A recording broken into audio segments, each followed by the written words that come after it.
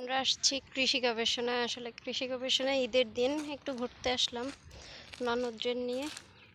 তো দেখতে পাচ্ছি কি সুন্দর তরমুজ হয়েছে কৃষি গবেষণায়। তো সুন্দর তরমুজ ক্ষেত, খুব সুন্দর লাগছে তরমুজগুলো। এই যে পুরো ক্ষেত ভরা তরমুজ, এগুলো সম্ভবত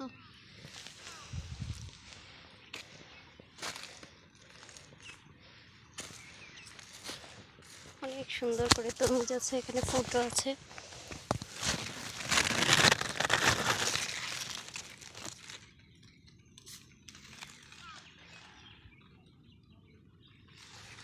এই কৃষি গবেষণায় এক সময় অনেক দিন ছিলাম, প্রায় 4 বছরের মতো আমি এই কৃষি গবেষণায় কাটিয়েছি।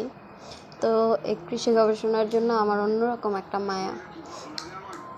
আমার বড় বোনের হাজব্যান্ড মানে আমার দুলাভাই এই কৃষি গবেষণায় চাকরি করতো।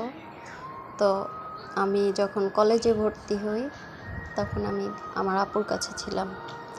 তখন এই জায়গাগুলো সবসময় ঘুরতে আসতাম কলেজে আসা যাওয়ার পথে।